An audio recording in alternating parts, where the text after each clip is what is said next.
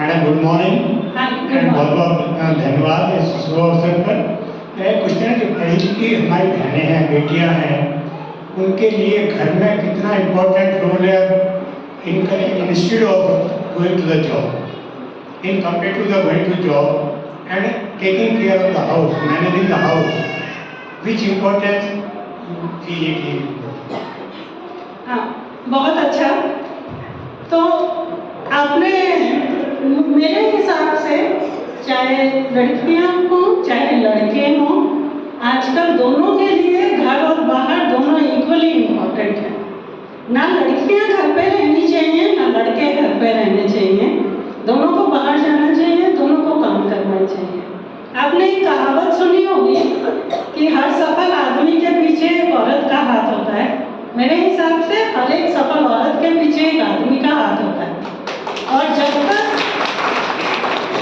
तक ये दोनों इकट्ठे गृहस्थी के पहिए इकट्ठे नहीं चलेंगे, चाहे घर में चाहे बाहर में, हम लोग आगे प्रगति नहीं कर सकते। ये दोनों मिलके ही बच्चों को एक अच्छा इंसान बना सकते हैं, नहीं तो फिर हैवान बढ़ते जाएंगे। तो मेरे हिसाब से घर की चारदीवारी में उसको बंद मत कीजिए, बाहर निकलना है। लड़के को भी बताइए घर का काम कैसे करना है। तो वो शुरुआत से छोटेपन से दोनों के लिए प्रिपेयर कीजिए ताकि दोनों की लाइफ ठीक रहे।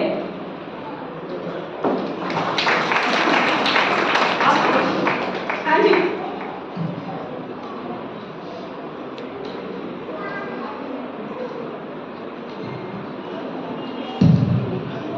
Good morning, madam. And your speech was very inspirational. And I am a physics teacher. I am teaching in an international school in Badalghata. Basic question is now our society. The setup is that way. The parents are not very keen of sending the girl child for science studies, and they want easygoing life for parents, not all. They have a mind, okay, girl child should be continuing with commerce, arts and all that. So this is a problem we are facing in our education system. So according to you, what can be the solution for this? Of course, the parents have to be very active in thinking, like proactive in certain things, but as per your thinking, what can be the solution for this? Yeah. So, see, there was an era in our generation when parents' only aim was make them engineer or doctor, right? So I think that is where we did a wrong thing of forcing science on everybody. According to me, Hindi में बोलो English, चलो हिंदी ठीक है, Hindi is okay. अच्छा, तो हमने जो है वो इंजीनियरिंग डॉक्टर ये जो है सिर्फ एक यही मकसद उठा लिया था जिंदगी में कि बनाना है तो या तो इंजीनियर बना दो या तो डॉक्टर बना दो। उससे क्या हुआ है, उसी का फल है कि अभी बच्चों को इंजीनियरिंग डॉक्टर नहीं बनना है, क्योंकि उन्हें दिख रहा है कि वो कितना मारकाट मच रही है। आप विश्वास नहीं करोगे, मैं अपने यहाँ स्टार्टिंग इंजीनियर को कम तनख्वाह देती हूँ, मेरे ड्राइवर को उससे ज़्यादा तनख्वाह देती हूँ। तो ये हाल हो गया हमारी सोसाइटी में, हमने इंजीनियर डॉक्टर भर के रख दिए जैसे दुनिया में और किसी की तो ज़रूरत नहीं है। तो ये इसी का भी हमें रिएक्शन मिल रहा है, reaction as a reaction, right? This is that reaction that the generation themselves have started saying हमें साइंस नहीं करनी, हमें इंजीनियरिंग डॉक्टर तो कोई बन ही नहीं सकता ना। लेकिन मेरे हिसाब से इंटरेस्ट के ऊपर जाना चाहिए। अगर बच्चे का इंटरेस्ट है साइंस में तो we should educate them for science, चाहे वो लड़की हो चाहे वो लड़का हो।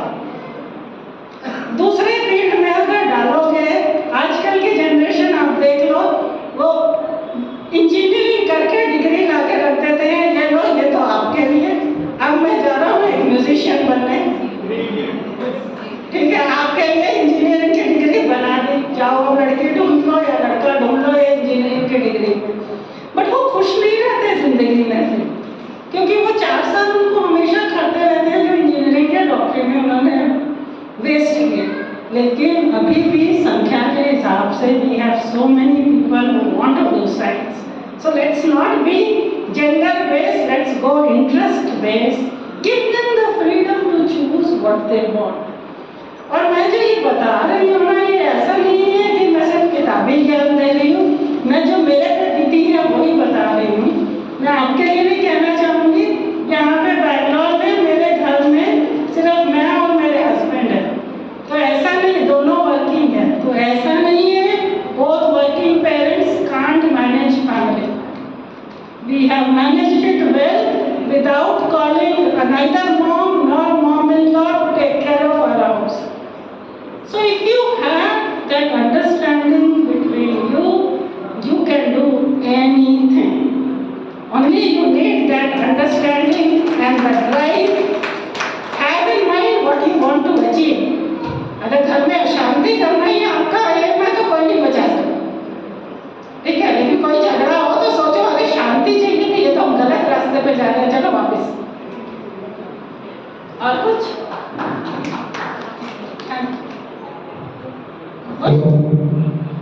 प्रणाम दीदी। मेरा क्वेश्चन तो नहीं है, आपकी जब अचीवमेंट जर्नी अभी तक दीदी बता रही थी तो हम लोग यहाँ बैठ के बस वाओ वाओ बोल रहे थे, एक के बाद एक के बाद एक। तो what was the most exciting part of your work journey? Work journey, the first day when LCA flew. So this LCA was, this is the aircraft, so this was on ground, and that consultant I have told you, those are the American, the famous fellow, they were our consultant. लेकिन halfway through में क्या हुआ, हमने पोखरण का वो किया और हमारे पे सैंक्शन लग गई थी। सैंक्शन मतलब they can't consult you। तो उसके बाद हम लोग अपने आप से काम कर रहे थे। 2-3 साल बहुत मेहनत करी हमने, लेकिन जब फर्स्ट फ्लाइट होने वाली थी LCA, तो वही कंसल्टेंट्स ने एक लेटर लिखा था कि LCA नहीं होना चाहिए, उड़ेगा तो फेल होगा। तो जब LCA उड़ा तो वो मेरी जिंदगी की एक बहुत बड़ी अचीवमेंट है। और एक बात शेयर करना चाहूँगी, उस टाइम मैं गर्भवती भी थी, तो वो मेरी जिंदगी की 2 अचीवमेंट है जो मुझे एक साथ मिली थी 2001 में। Thank you. आप कुछ बताओ।